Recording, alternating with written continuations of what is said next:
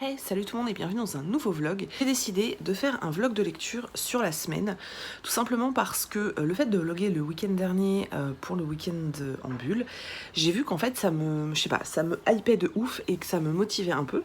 Et étant donné, je suis très mal coiffée, je suis désolée, étant donné qu'en fait j'ai beaucoup de mal à lire, en tout cas depuis 15 jours, c'est vraiment très compliqué pour moi de lire.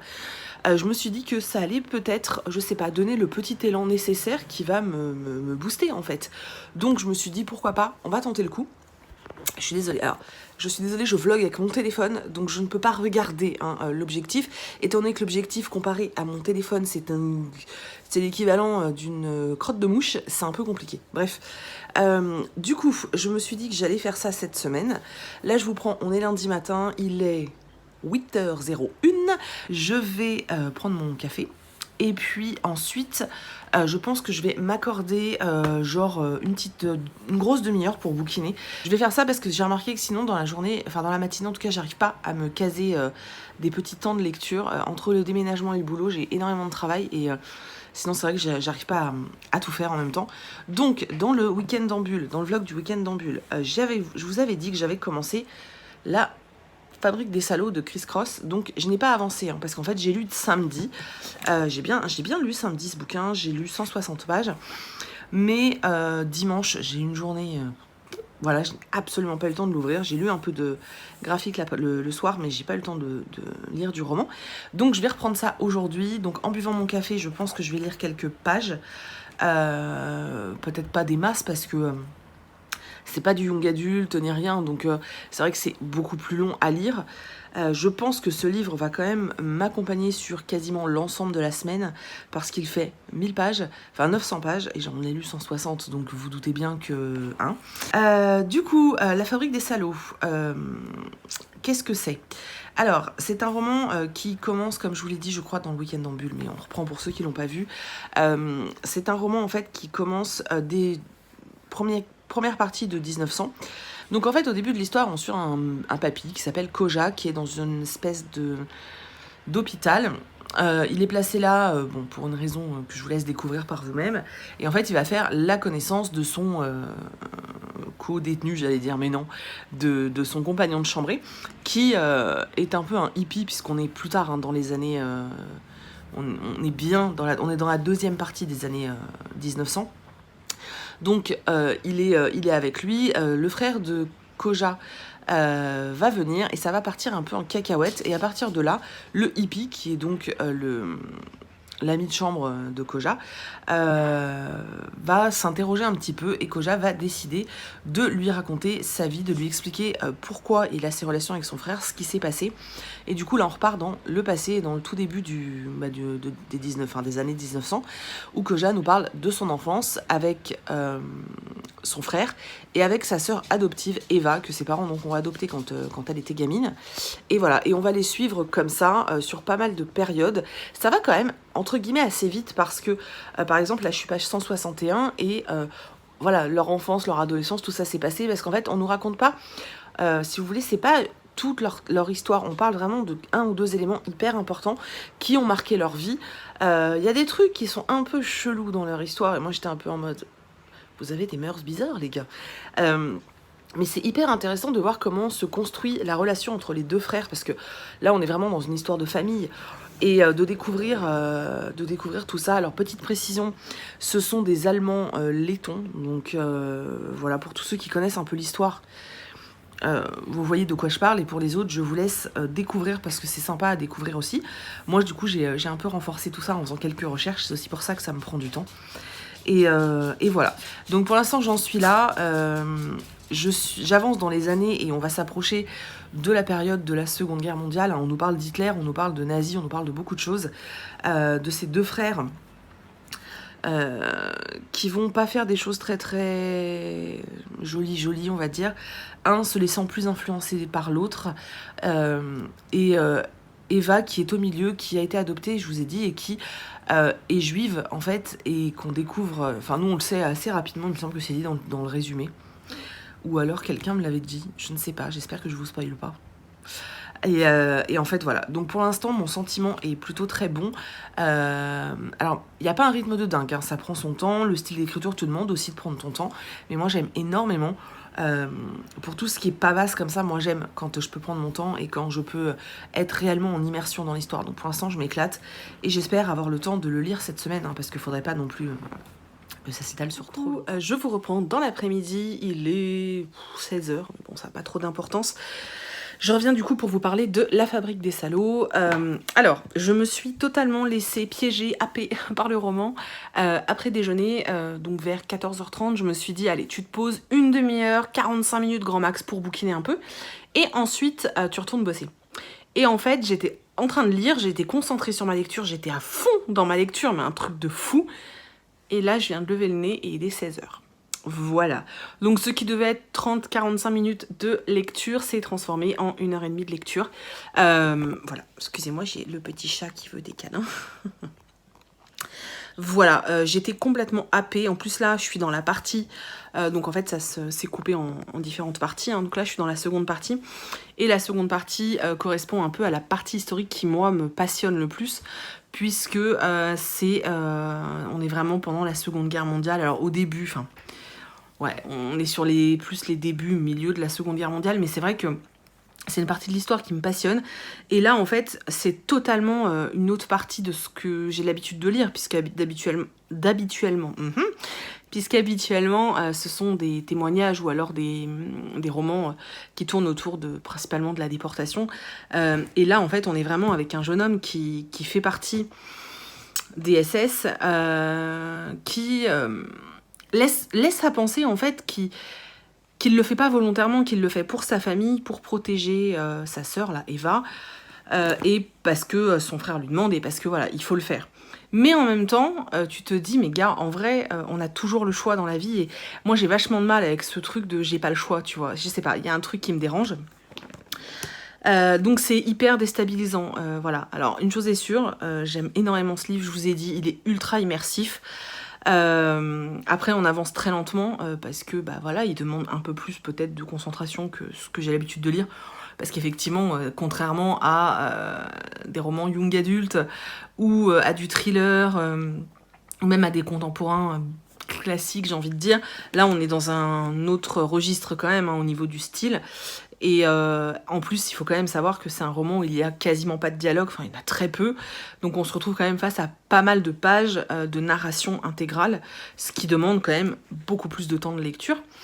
Mais je vois absolument pas le temps passer quand je suis plongée dedans. C'est assez incroyable. Quant à l'histoire, je suis toujours autant fascinée. On nous laisse sous-entendre que le personnage principal, donc Koja, va intégrer la CIA. Parce que bon, on nous le dit dès le début, hein, donc je vous spoile rien. Donc j'ai hâte aussi de voir cette partie, parce que voilà. En gros, il te dévoile un peu la face cachée de tout ça, et c'est hyper intéressant. Enfin, je trouve ça... En fait, je trouve ce roman passionnant.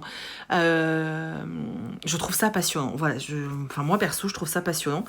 Et voilà, maintenant au niveau de l'histoire en elle-même et de l'empathie qu'on peut avoir, perso j'ai pas d'empathie avec aucun personnage.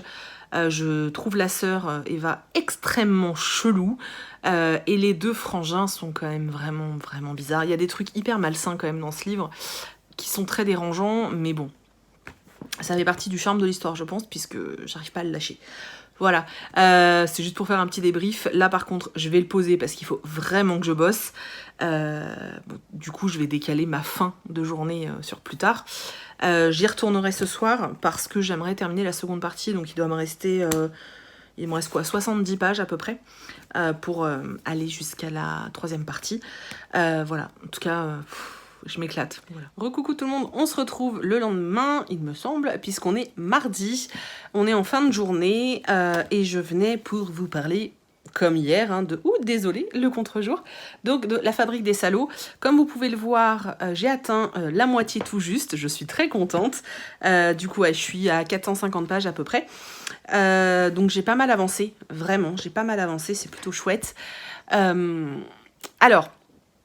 on est toujours avec ces personnages, donc Koja et Hub, donc son frère, et Eve, donc leur sœur. Donc on est vraiment toujours autour de principalement de ce trio qui forme vraiment le noyau de notre histoire. Et en fait, alors la partie qui concernait la Seconde Guerre mondiale, donc tout ce qui était toute la période en fait où les deux frères sont SS, tout simplement, était hyper intéressante parce que on a toutes ces notes historiques et à côté de ça, on a aussi les liens familiaux qui sont très pervers. Sincèrement, ça a un côté, enfin moi personnellement que je trouve très dérangeant, mais voilà, t'as envie quand même de savoir. Là, j'ai fini ce passage-là. Donc là, on est après la Seconde Guerre mondiale, juste après, donc après la défaite des Allemands. Et du coup, on est avec une partie sur les Russes, en fait, sur la Russie. Et bien sûr, l'arrivée des Américains et la naissance de la CIA. Voilà, c'est hyper intéressant. Historiquement parlant, c'est super intéressant. Vraiment. Je l'ai peut-être pas précisé maintenant, c'est un roman qui est pas forcément ultra abordable dans le sens où comment dire, je sais pas, déjà dans le fait, ce que je vous disais, il y a très peu, vraiment très peu de dialogue, donc c'est principalement de la narration.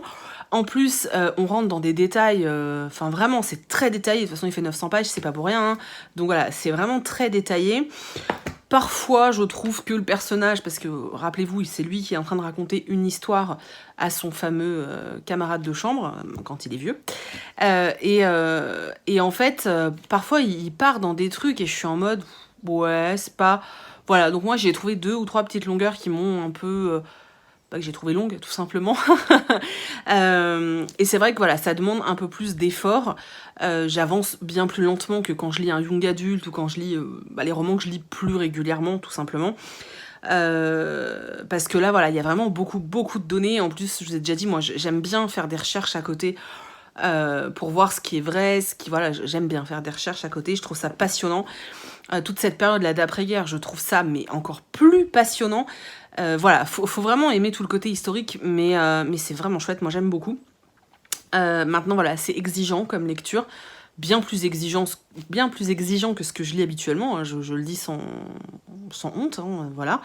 Ce qui explique aussi le fait que j'y passe beaucoup plus de temps et voilà, et c'est vraiment un livre où par exemple le soir je suis incapable de m'y replonger, je suis trop fatiguée en fait et j'arrive pas à me concentrer assez.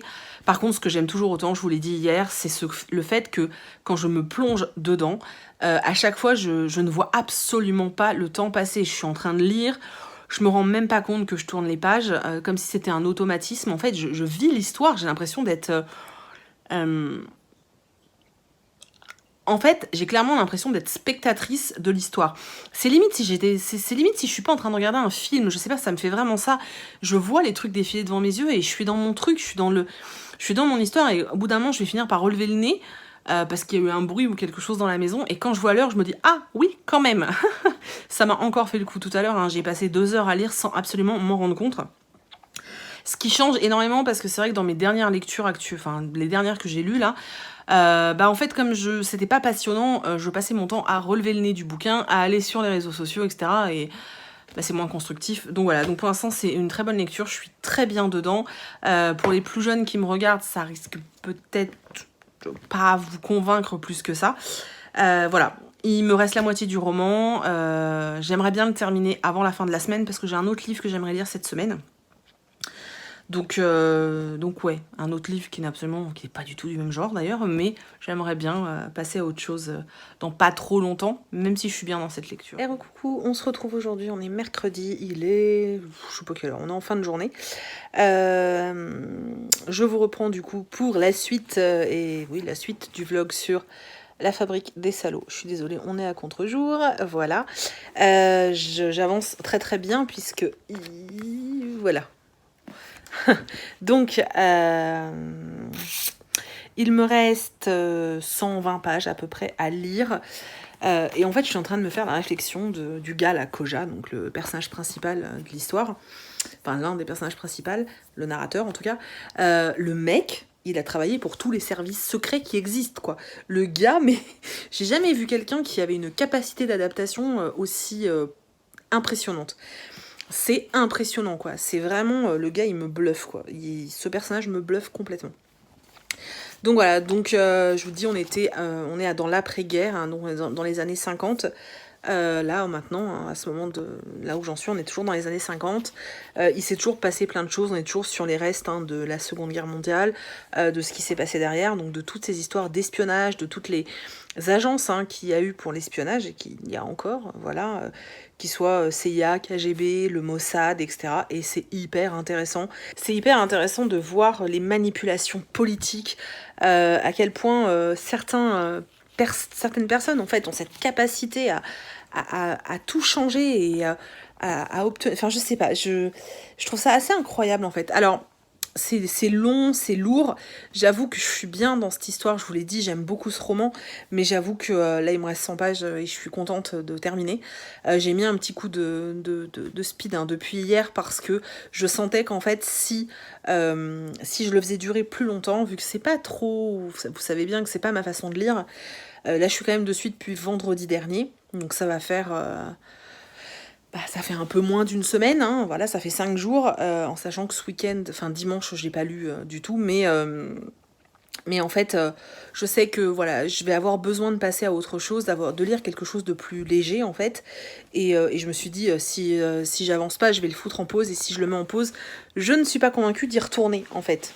Voilà, mais c'est vraiment cool de lire quelque chose comme ça en fait. J'aime bien prendre des risques et lire des choses que j'ai pas l'habitude de lire, et surtout dans des périodes comme ça où j'ai du mal à lire justement. Je vous ai dit, hein, ça a été compliqué pour moi dernièrement la lecture, et c'est vrai que comme par hasard, c'est un roman qui est aux antipodes de ce que je lis habituellement, en tout cas depuis ces dernières années, parce que c'est vrai que avant je lisais pas mal de romans, voilà, enfin, je lisais pas mal de trucs dans ce genre-là.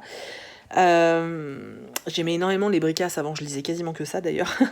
Et bref, et c'est vrai que voilà, et ça me donne envie de terminer le roman Les Bienveillantes, parce que je l'avais commencé, mais moi je l'avais lu sur la plage et tout, enfin le truc dans un pas du tout le bon mood en fait, et j'en avais lu que la moitié, et je me dis, c'est dommage que je sois pas allée jusqu'au bout, et voilà, parce que vraiment là, en lisant La Fabrique des Salauds, j'ai envie d'en savoir plus. Voilà. Bon, alors maintenant, sincèrement, si vous aimez pas l'histoire, je crois que je vous l'ai déjà dit, si vous aimez pas l'histoire, laissez tomber, hein, vous allez vous faire littéralement suer en lisant ce livre. Mais voilà, c'était juste pour faire un petit point. Je vais revenir tout à l'heure, je pense, pour le dernier, pour le point final du roman. J'ai du taf là, en fait. Je pense que je vais finir le livre. Je vais finir le livre. Et puis, j'irai bosser après. Tant pis, je terminerai plus tard ce soir. Mais ouais, j'ai envie de le terminer. Voilà, ça y est, j'ai terminé La Fabrique des Salauds. Voilà. C'était vachement bien. C'est très dense, il y a beaucoup d'informations, il se passe beaucoup de choses. J'ai détesté littéralement tous les personnages parce qu'ils sont tous complètement... Enfin, voilà. Mais j'ai aimé les détester, en fait. Enfin, si vous voulez, je me suis pas attachée aux personnages, mais... J'aimais bien le hippie, donc celui à qui Koja raconte son histoire, en fait, je le trouvais hyper... Je trouvais ça hyper intéressant, et je me disais tout le temps, putain, si j'étais à sa place, est-ce que je supporterais d'entendre tout ça ? Voilà, enfin, c'est assez impressionnant. Après, voilà, ça peut être assez lourd, on parle quand même beaucoup de politique, on parle quand même beaucoup d'espionnage, de façon assez dense, de façon assez... Enfin voilà, en plus, le personnage principal change régulièrement de nom, enfin... Mais j'ai trouvé ça assez ouf, en fait. J'ai vraiment aimé. J'ai passé un excellent moment avec ce roman, et je suis très contente de l'avoir lu, et j'espère que ma prochaine lecture me convaincra autant et que je prendrai autant de plaisir. Voilà. En tout cas, voilà, si vous avez envie de tenter le coup, n'hésitez pas. Maintenant, je sais que c'est un roman qui coûte quand même assez cher. Il coûte 25 balles. Moi aussi, hein, ça a piqué un peu quand je me le suis acheté. En plus, en numérique, il me semble qu'il est assez cher. Mais si vous avez la chance d'avoir une médiathèque, une bibliothèque qui le possède, n'hésitez pas à l'emprunter. Si vous connaissez quelqu'un autour de vous qui peut vous le prêter, n'hésitez pas non plus à l'emprunter. Sur certaines médiathèques, vous pouvez suggérer des romans à l'achat. Voilà, si vous pouvez, pareil, n'hésitez pas à le faire. Voilà, pour tous ceux qui aiment, je me répète, je sais, mais pour tous ceux qui aiment l'histoire, qui aiment surtout cette période de l'histoire, hein, parce que je vous dis, on est vraiment sur la Seconde Guerre mondiale et sur l'après, les quelques années, on va dire les 20, allez, si on compte très large, les 20 années qui suivent, les 20, oui, les 20 années après. Voilà, si vous aimez tout ça, ça risque de vous plaire parce que c'est impressionnant et en plus c'est hyper intéressant de voir que ce personnage en fait a été, je vous dis, il a été SS, ensuite il a été, enfin voilà, il est passé de SS à agent du KGB, à agent de la CIA, à agent du Mossad. Enfin c'est assez ouf en fait de voir cette évolution, de voir tout ça en fait. Et j'aime bien la façon dont c'est fait, voilà, ce vieux monsieur qui parle à un autre vieux monsieur, tous les deux qui sont, voilà, qui ont tous les deux un problème, hein, parce que s'ils sont dans cet hôpital, c'est pas pour rien, hein. Et ce hippie qui est là et qui doit subir la narration constante de son voisin de chambrée. Et voilà, en plus le gars il est hyper peace and love et il se tape une histoire horrible. Non mais c'était vraiment cool, c'était cool et j'ai passé un super moment de lecture et je suis vraiment super contente de l'avoir lu. Donc voilà, par contre je pense que je vais passer sur un truc hyper léger après. J'ai 2 services presse qu'il faudrait, entre guillemets, que je lise. Quand je dis ça, c'est parce que y en a un qui sort là bientôt, je crois qu'il sort demain d'ailleurs, et j'aimerais bien vous en parler, pas 6 mois après en fait, surtout que je l'ai déjà depuis 2 mois, donc j'avais attendu exprès septembre pour le lire, donc il faudrait que je le lise bientôt. Et un qui me fait extrêmement envie, que j'avais reçu de la part de Sarbacane, Fraternidad ou un truc comme ça, qui a l'air d'être un peu un roman de cap et d'épée, donc il me faisait super envie, mais c'est vrai que je me dis qu'il me faudrait peut-être un truc ultra léger là par contre. Donc je ne sais pas, voilà, de toute façon, je l'ai dit dans mon dernier point lecture il me semble, les prochaines vidéos, en tout cas lecture, ce seront principalement des vlogs lecture, parce que comme je suis en plein déménagement, c'est très compliqué pour moi de mettre de côté les romans que j'ai pas chroniqués, je sais que je vais les zapper. Voilà, en fait j'ai besoin qu'une fois que le livre est lu de pouvoir le ranger, donc soit je vous parle pas des romans, soit je fais un vlog, donc je me dis que faire un vlog c'est tout aussi bien. Voilà, maintenant je ne sais pas si j'aurai le temps de les monter, mais en tout cas je les monterai après, c'est pas très grave. Donc voilà, en plus sincèrement je sais pas comment j'aurais fait pour vous parler de ça en point lecture, ça aurait été compliqué, donc voilà, je suis très contente. J'espère que cette longue vidéo sur la fabrique des salauds vous a plu. Dites-moi si vous aimez ce format en vlog de lecture. Moi j'aime bien, voilà, j'aime bien vous donner des news au fur et à mesure de mon avancée. Dites-moi si ce roman La fabrique des salauds vous tente, ou si vous savez que c'est clairement pas pour vous. Si vous avez des livres de ce genre-là à me suggérer, n'hésitez pas. Franchement je suis preneuse, bon à part Les Bienveillantes, hein, parce que je crois que je l'ai d'ailleurs sur ma Kobo, donc il faudrait que je le reprenne. Mais voilà, si vous avez des livres comme ça à me suggérer sur cette période en plus de l'histoire qui me fascine, ça serait génial. Voilà, je suis preneuse, donc j'attends vos conseils. J'espère que je vous ai au moins intrigué et que je vous ai fait passer un bon moment. Je vous fais plein d'énormes bisous et je vous retrouve de toute façon dans une prochaine vidéo pour parler d'un autre roman.